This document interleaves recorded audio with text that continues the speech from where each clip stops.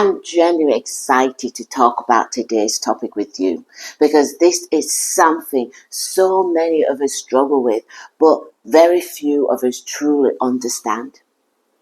Why is it so hard for us to go no contact? Why is it so difficult to walk away from someone and never speak to them again?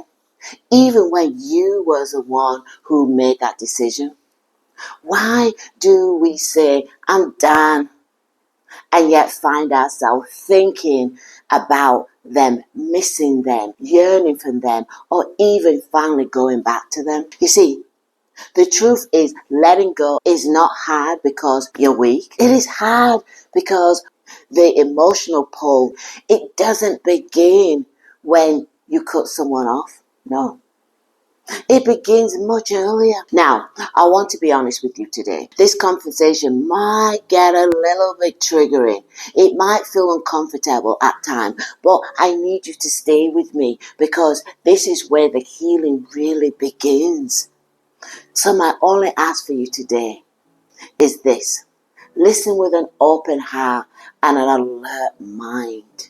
Not to defend yourself, not to justify your past, but to understand yourself on a deeper level. I believe one of the most harmful illusions we've been taught about relationship or any kind of connection is that they're supposed to last forever, or at least for a very long time. Now, don't get me wrong here. It's absolutely okay to want that. And some relationships do last forever. Some are meant to. But the issue is most of us walk into a relationship with a fixed mindset. And what I mean by this is that we already decided something without even realizing it. And that's, this person is going to be the one, the lifetime partner. We've already placed them in our future. We've already casted them in a role. They're the partner. They're our best friend. The forever person. The husband, the wife. Before they've even showed us who they really are. And that's where the problem really begins. Because instead of experiencing the relationship of what it is right now, we start relating to the ideas of what we think they are. And the future we've already imagined with them. We're no longer present in the moment. We're projecting. And when you're in that space, you miss the red flags. You ignore the misalignment. You overgive. You overstay. Because in your mind, this is supposed to last forever. I can relate to this so deeply because I lived it in my own marriage. When I first met my husband, I truly believed he was the one. In my eyes, he was perfect. He was kind. He was strong. He knew his mind. And I convinced myself that this was it. This was my forever. And I didn't just see him for who he was for that moment. I started building a whole future around him. I could already picture us growing old together, sitting in the rocking chair, watching the grandchildren run around in the garden. I imagine us traveling all over the world, taking them long cruises, sitting together and living out this beautiful life I had created in my mind. And when things started to go wrong, and oh boy, they did start going wrong, I held on to that image I had pictured in my head.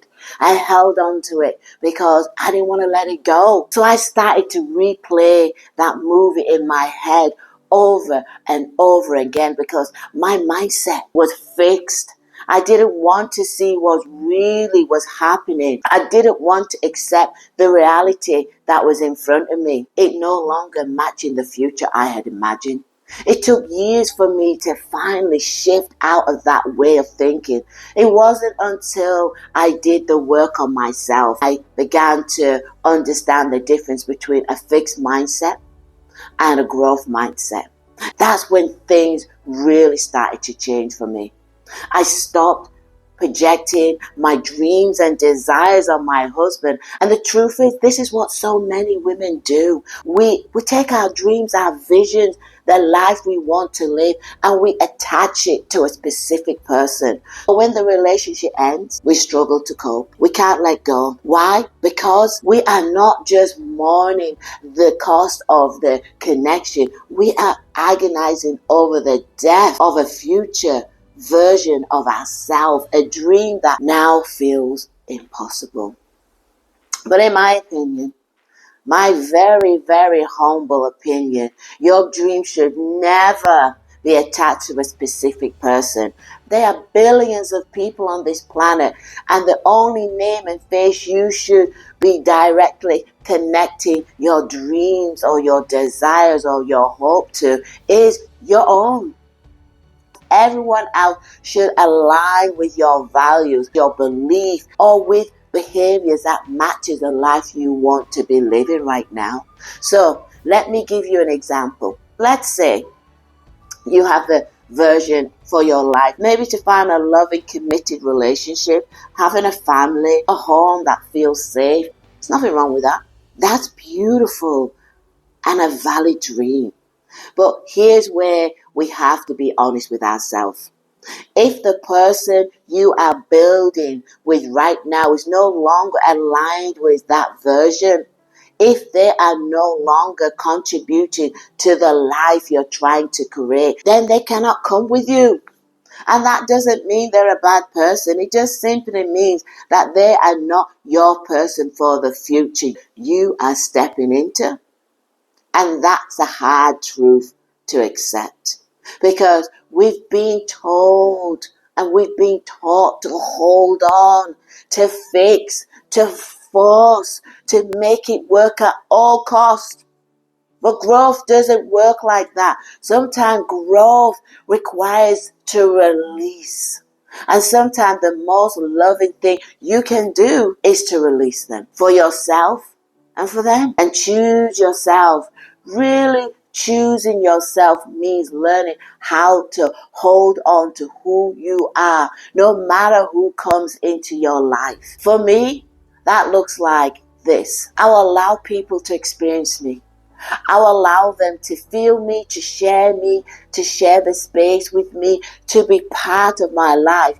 But I do not give myself away in this process. No, I don't lose myself trying to keep someone else. I belong to no one else but myself. And the truth is, too many of us are out there sacrificing ourselves in the relationship. And then those relationships end.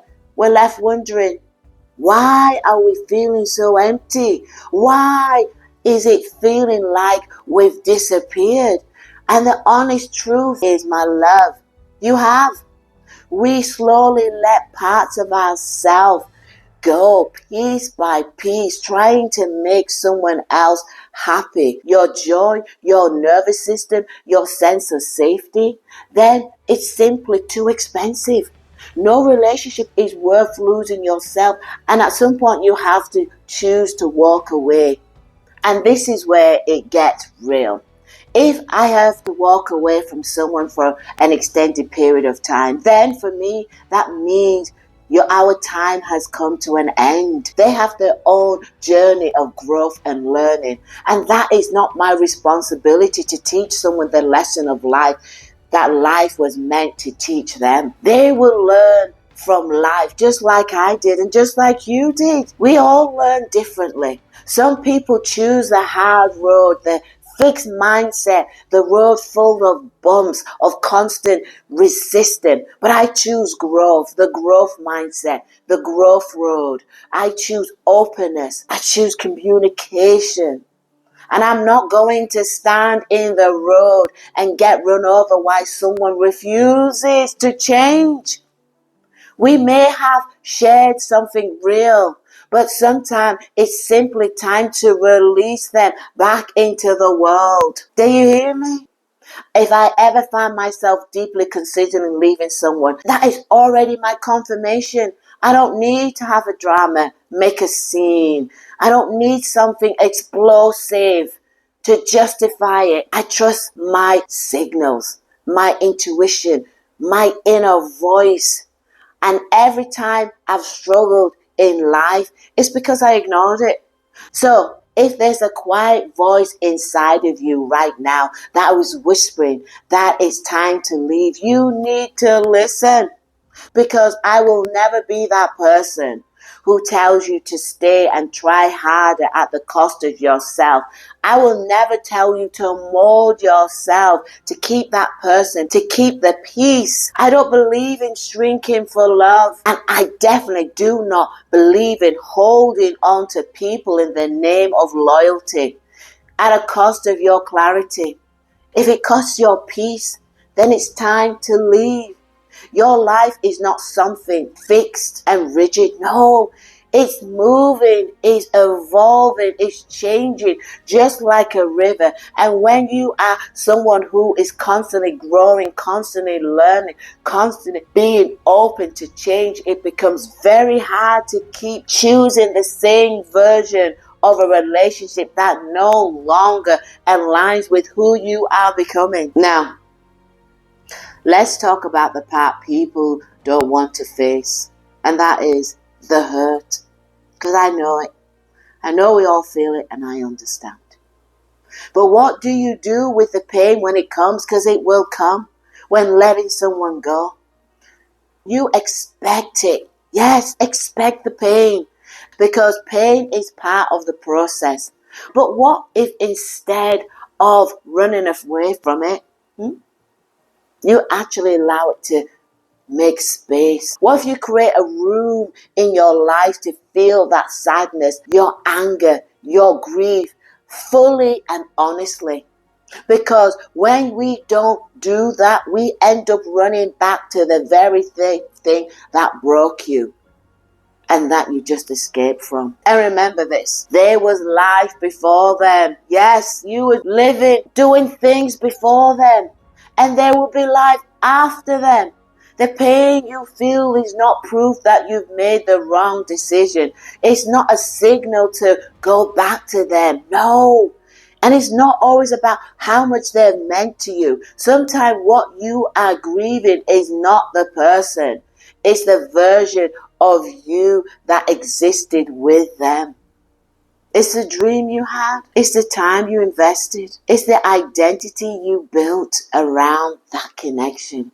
So ask yourself, honestly, ask yourself this.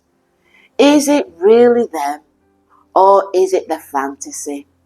The fear of being alone, the loss of what you thought your life would look like. Because the truth is, you're feeling this pain because you are human. We're all human. And I don't believe any relationship is a waste of time. There's always a lesson in it. But here's the key. You will keep repeating the same pattern, the same cycle, the same pain until you learn the lesson and apply it. And if you're feeling abandoned, then you need to be honest about that too. Because often what that really means is you have abandoned yourself. That abandonment wound runs deep for so many of us. The fear, the shame, the intensity, when it gets triggered, it can feel overwhelming, like it's taken over your entire body and your mind. And when that feeling hits, it can convince you that you've been left behind, that you've been forgotten, that somehow you're alone. If that is how you're feeling, then it's your signal to heal yourself, that part, that feeling of abandonment. This is where your inner work begins, your inner childhood work, the deeper work that so many people need to do in their life. So stop chasing. Start fixing yourself, building yourself. And I do have a video on this. So if you are the person struggling with this, and you need more help, then please check out that video because it will support you in your healing. Now you can survive this because full-grown adults cannot be abandoned. Someone can walk away from you, yes. They can let go of your hand, but you are not stranded. And if you feel like you are, then that is where your healing needs to begin. Not in holding on to them even tighter or going back to the connection or the relationship. It's returning back to yourself, healing that part of yourself. And this is why I always say, do the work on yourself first. Heal the part of you that believes you cannot stand on your own, that believe your safety, your worth, or your identity lives in someone else's hands. Because when you do that, you stop holding on to people out of fear. You stop chasing what is no longer aligned, and you start choosing the relationship from a place of strength, clarity, and self-respect. My name is Estella. This is Redefine Her World, where we rise, heal, and learn and choose ourselves even when it's hard. And if this message helped you, then please share, like, and subscribe, because someone else out there may need to hear this truth too. So thank you, my loves. Love you all.